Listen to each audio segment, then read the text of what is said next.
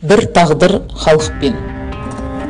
Ахмет қазақ ұлтына жанын аямай қызмет қылды деп, халықтың арын іздеп, өзінің ойға алған ісі үшін бір басын бәйгеге тікті деп жазған екен Сәкен Сейфуллин. 20 ғасырдың басындағы ұлт-азаттық қозғалысы жетекшілерінің бірі, мемлекет қайраткері, қазақ тіл білімі мен әдебиеттану ғылымдарының негізін салушы, ұлттық жазудың реформаторы, ағартушы Ахмет Байтұрсынұлы. Өмір баяны: түркітанушы, публицист, педагог, аудармашы, қоғам қайраткері Ахмет Байтұрсынұлы 1872 жылы 5 қыркүйекте қазіргі Қостанай облысы Жангелді ауданы Сарытүбек ауылында дүниеге келген. Атасы Шошақ, немересі Ахмет өмірге келгенде ауыл ақсақалдарынан бата алып, азан шақырып атын қойған. Ал әкесінің інісі Ерғазы кішкентай Ахметті Торғайдағы 2 сыныптық орыс қазақ мектебіне оқуға берген. 9 жасында орыс қазақ мектебін бітіргеннен кейін Орынбордағы 4 жылдық мұғалімдер мектебіне оқуға түседі.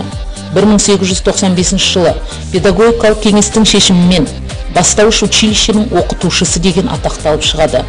1895 жылы жас Ахметтің оқытушылық қызметі басталады. 1909 жылға дейін ол Ақтөбе, Қостанай мен Қарқаралы уездеріндегі орыс қазақ мектептерінде сабақ беріп, Қарқаралы қалалық училищесінде меңгеруші мен оқытушы қызметін қоса атқарып жүрді. Омбыда 2 жыл бойы Торғай облысы халықтық училище директорының іс жүргізуші лауазымында жұмыс істеді. Саяси жолы: Ахметтің саяси жолы 33 жасында басталды. 1905 жылы Қоянды жәрмеңкесінде жазылған Қарқаралы петициясы авторларының бірі Ахмет Байтұрсынұлы болды. Осы құзырхатқа 14500 адам қол қойған.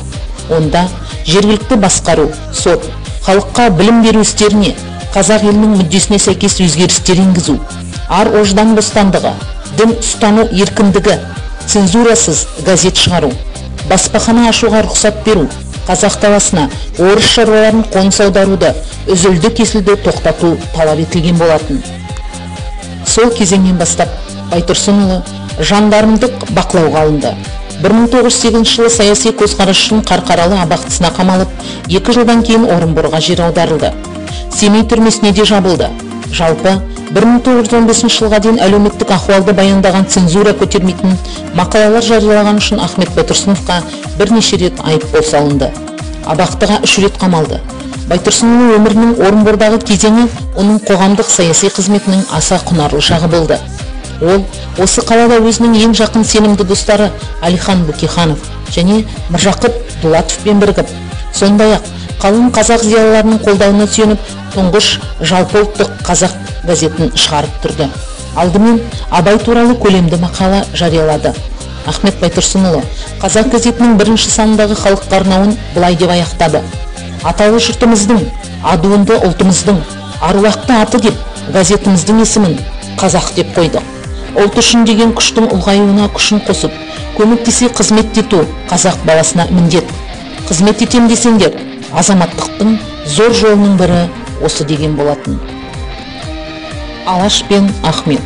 1917 жылы патшаның тақтан құлауын Ахмет Байтұрсынұлы зор қуанышпен қарсы алып, Алихан Бөкейхановтың басшылығымен қазаққа бостандық, теңдік беру үшін саяси күрес майданына араласты.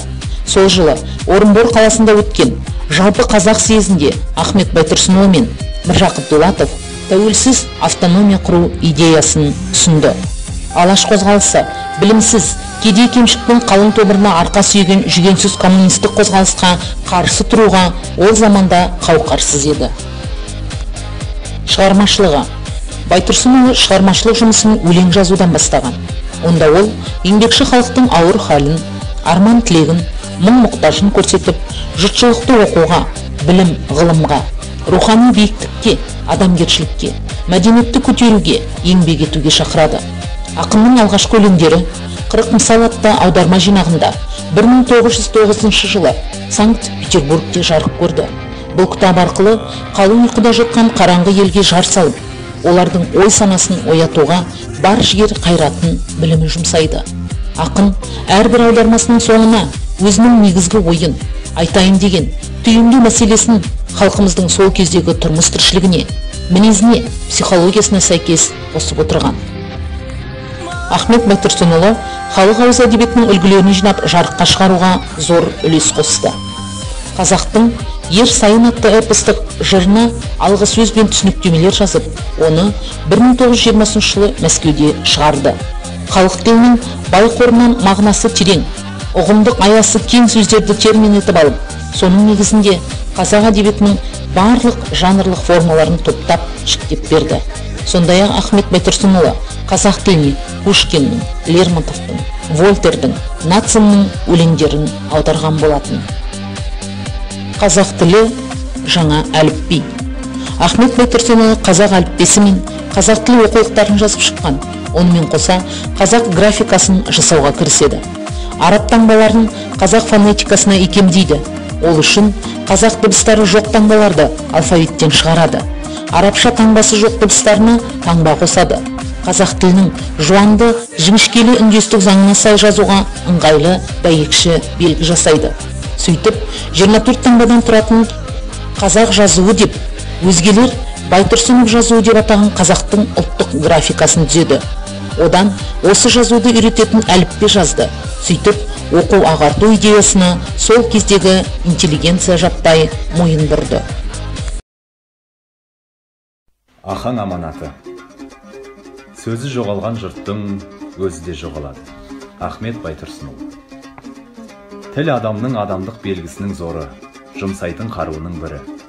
Осы дүниядағы адамдар тілінен айырылып, сөйлеуден қалса, қандай қиындық күйге түсер еді. Осы күнгі адамдар жазудан айырылып, жаза алмайтын күйге ұшыраса, ондағы күйі де тілінен айырылғаннан жеңіл болмас еді. Біздің заманымыз жазу заманы. Жазумен сөйлесу ауызбен сөйлесуден артық дәрежеге жеткен заман. Алыстан ауызбен сөйлесуге болмайды. Жазумен дүнияның бір шетіндегі адам, екінші шетіндегі адаммен сөйлеседі. Сондықтан сөйлей білу қандай керек болса, жаза білудің керектігі онан да артық. Сөйлегенде сөздің жүйесін, қисынын келтіріп сөйлеу қандай керек болса, жазғанда да сөздің кестесін келтіріп жазу сондай керек. Сөздің жүйесін, қисынын келтіріп жаза білуге қай сөз қандай орында, қалай өзгеріліп, қалайша біріне бірі қиындасып, жалғасатын дағдысын білу керек. Халық өмірі 1 жылдап, 10 жылдап, хатта 100 жылдап та емес, 1000 жылдап саналады. Сондай ұзақ өмірінің ішінде һәм халықтың дағдылы тұтынып келе жатқан сөздері, ол сөздерінің біріне бірі жалғасып, тізілетін дағдылы жолы, жүйесі, қисыны болады. Оқу құралының ең ұлығы бала оқытатұғын кітап. Оның жақсы болып, балалардың жанын қинамасына жазудың тәртібі болуы шарт. Тәртіпті жазу деп айтамыз. Тілдегі бар дыбыстың бас-басына арналған белгісі, харфі бар болса. Осы күнгі жазуымызда дыбыс басына арнаған белгіміз жоқ. Бір белгімен бірнеше, әлде неше түрлі дыбыстарды жазамыз. Бұл күнде оқудың керек екеніне ешкімнің таласы жоқ.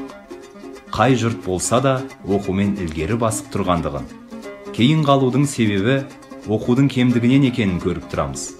Оқусыз халық қанша бай болса да, біраз жылдардан кейін оның байлығы өнерлі халықтардың қолына көшпекші. Сөздің айтылуы мен жазылуының арасы алыстаған сайын емле тәртібі таңба негізінен жақындамақшы. Сөздің айтылуы мен жазылуының арасындағы сәйкестік күшейген сайын емле тәртібі таңба негізінен алыстай бермекші. Емле тәртібінің жүзіндегі жақындық, алыстық, сауаттау әдісінің жүзінде де болмасқа мүмкін. Өмірінің соңғы жылдары 1929 жылы 2 маусымда Ахмет Байтұрсынұлы Алаш қозғалысының 43 қайраткерімен бірге Алматыда тұтқынға алынып, осы жылдың соңына қарай тергеу үшін Мәскеудегі Бутырка абақтысына жөнелтіледі. Келесі жылы КСРО халық комиссарлар кеңесі жанындағы ОГПУ үштігінің шешіміне сәйкес ату жазасына кесілді. Бірақ бұл шешім бірнеше рет өзгерді. 1931 жылы қаңтарда 10 жылға концлагерге ауыстырылса, 1932 жылы қарашада 3 жылға Архангельскіге жер аударылсын деген үкім шығарылды. 1933 жылы мамырда денсаулығы нашарлап кетуіне байланысты қалған мерзімді Батыс Сібірде айдауда жүрген отбасымен бірге өткізуге рұқсат беріледі. Ал 1934 жылы Максим Горькийдің жұбайы Пешкованың көмегімен Байтұрсынұлы отбасымен мерзімінен бұрын босатылып Алматыға оралады.